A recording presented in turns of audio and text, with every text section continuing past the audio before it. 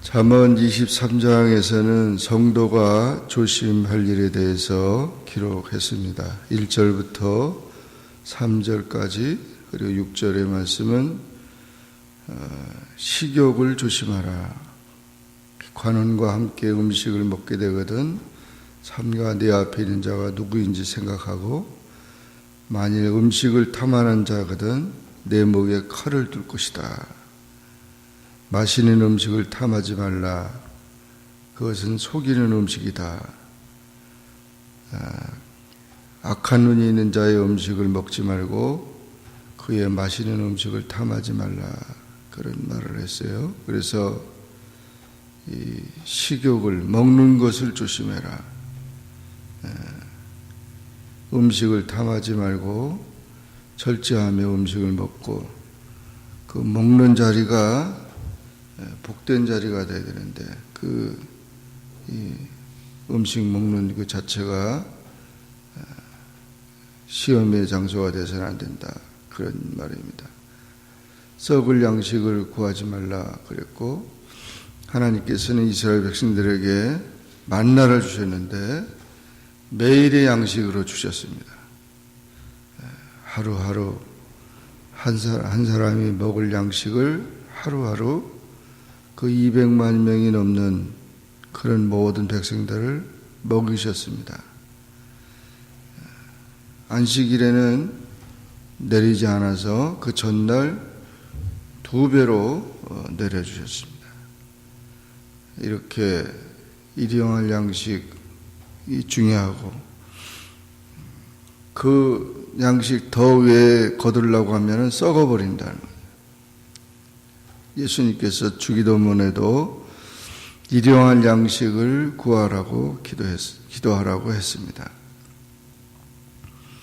사람은 매일의 양식이 필요한데 짐승 같은 경우는 잔뜩 먹고 겨울잠을 자는 그런 짐승들도 있는데 사람은 적당하게 먹는 것이지 잔뜩 먹는 것은 여러 가지로 건강이나 여러 가지로 문제가 생기는 겁니다. 절제하며 음식을 먹으라는 것이죠. 그래서 먹는 것을 조심해라. 식욕을 조심해라. 이 먹는 것 때문에 선악과를 먹다가 결국 아담과 하와가 에덴 동산에서 쫓겨났고 온 인류가 죄 가운데 빠지게 됐다는 것이죠. 두 번째로 물욕을 조심해라. 4절, 5절의 말씀인데 부자 되기에 애쓰지 말고 또 험한 것에 주목하지 말고 재물이 날개를 내어서 하늘을 나는 독수리처럼 날아가 버린다.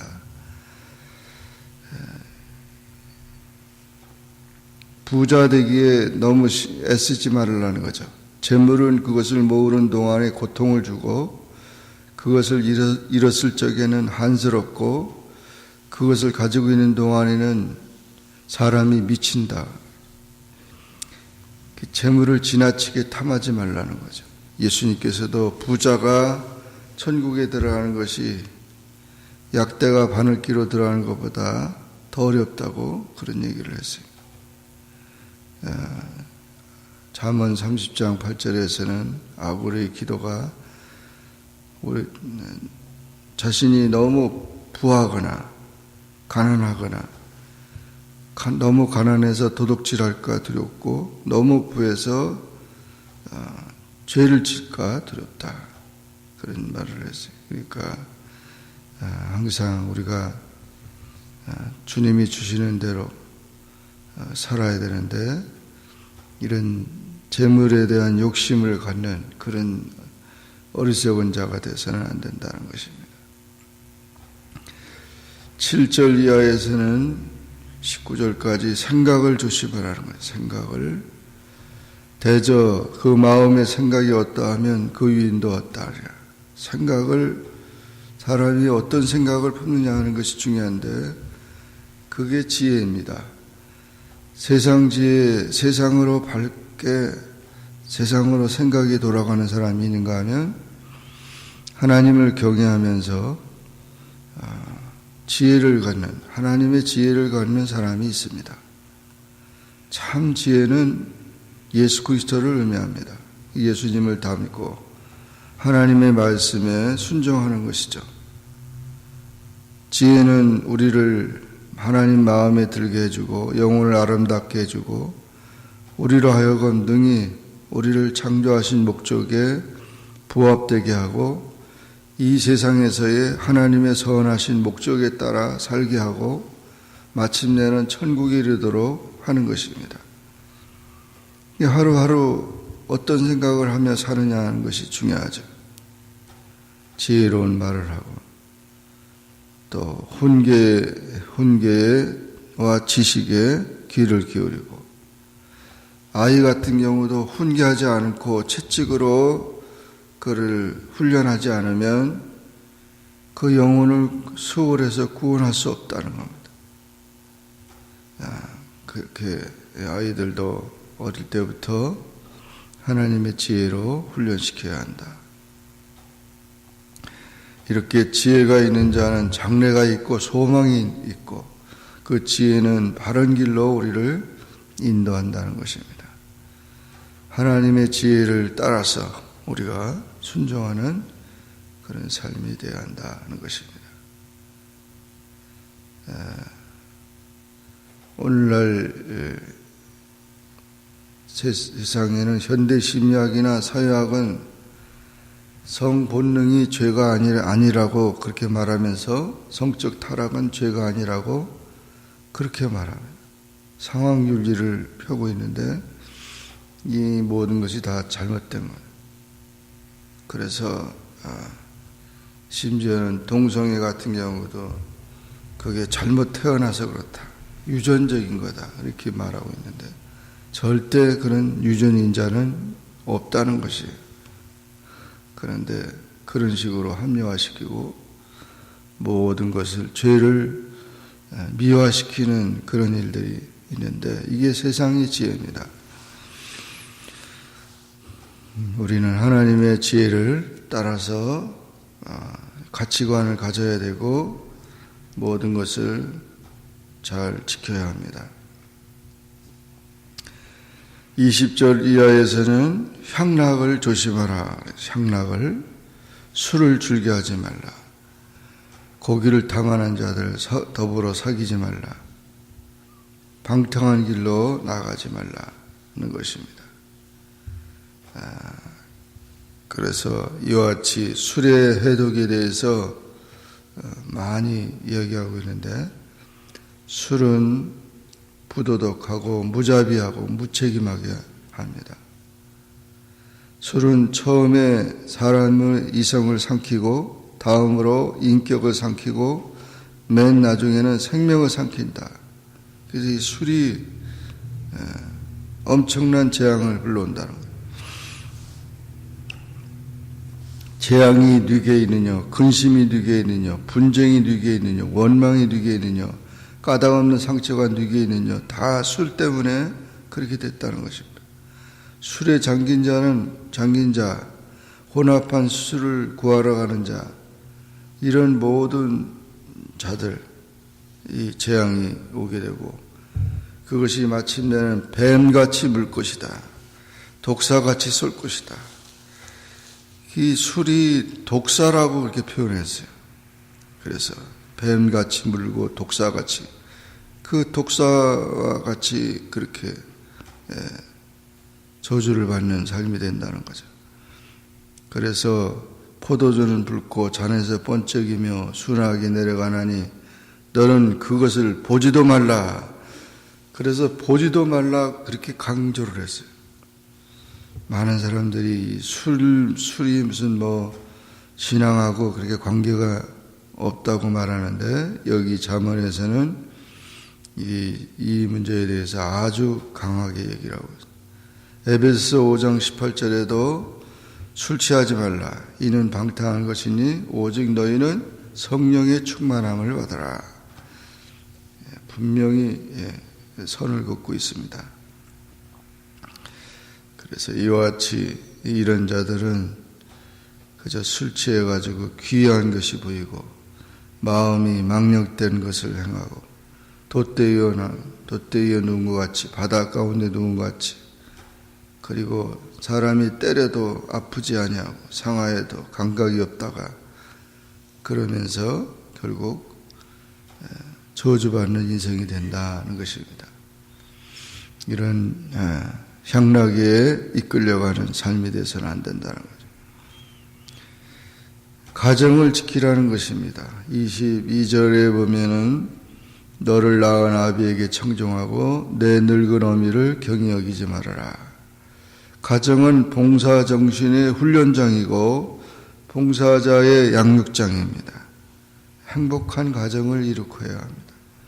그래서 양육을 잘해야 되고 교육과 순종과 사랑과 지도력이 있어야 합니다. 내 부모를 즐겁게 하면 돼. 너를 낳은 어미를 기쁘게 하라. 그래서 가정이 이렇게 가정의 모든 순결을 지켜야 되고 대저 음녀는 깊은 구덩이요 이방 여인은 좁은 함정이라. 이런 가정이 타락해서는 안 된다는 것입니다. 항상 가정이 행복한 가정으로 아름다운 가정을 지켜야 된다는 것입니다. 잠언 23장 이렇게 성도가 조심할 일, 먹는 것, 또 재물에 대한 것, 생각에 대한 것, 향락에 대한 것, 가정에 대한 것 이렇게 지적하면서 지혜로운 하나님의 사람으로 지혜로운 삶을 살라고 권고하고 있습니다. 오늘도 이와 같은 지혜로운 삶이 되기를 주의 이름으로 축원합니다. 기도하겠습니다. 사랑의 하나님 아버지, 은혜를 감사합니다. 오늘도 주님 앞에 나와 기도하게 하시고 주의 말씀을 상고하게 하시니 감사합니다. 잠언 23장의 말씀을 통하여 우리의 삶 속에 먹는 것을 조심하고 물욕을 조심하고 생각을 조심하고 향락을 조심하고 가정을 잘 지켜서 늘 지혜롭고 하나님의 기뻐하시는 귀한 행복한 그런 삶을 살아갈 수 있게 도와주시옵소서. 예수님의 이름으로 간절히 기도하옵나이다. 아멘. 하늘에 계신 우리 아버지여, 이름이 거룩히 여김을 받으시오며 나라에 임하옵시며 뜻이 하늘에서 인 것 같이 땅에서도 이루어지이다.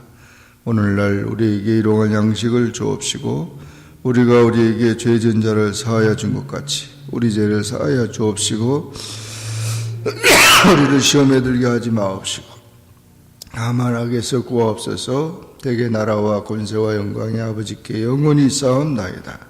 아멘.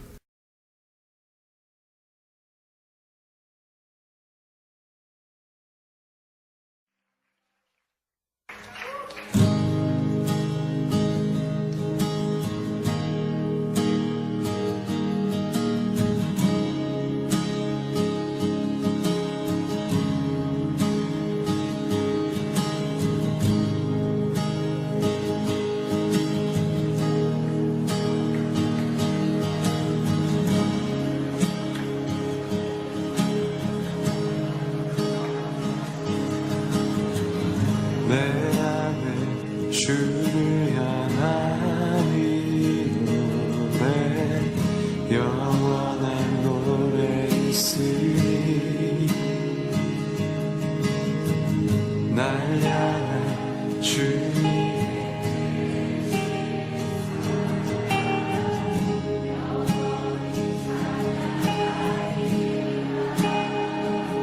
내 안에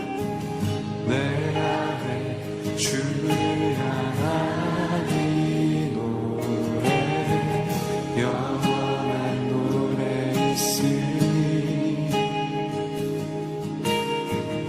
날 향한 주님의 크신 사랑 영원히 찬양하리라.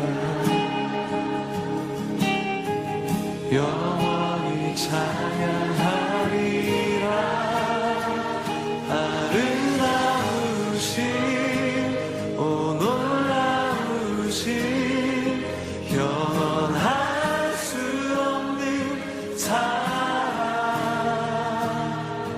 오 위대하신 하나님의 사랑 영원히 찬양하리.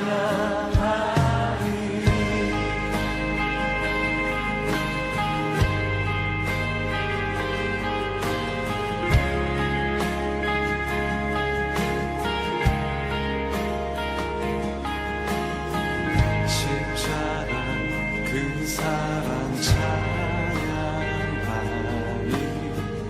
날 구원하신 그 사랑 내 삶을 드려 찬양하리라. 놀라우신 주의 사랑 우리 함께 영원히 찬양하리라.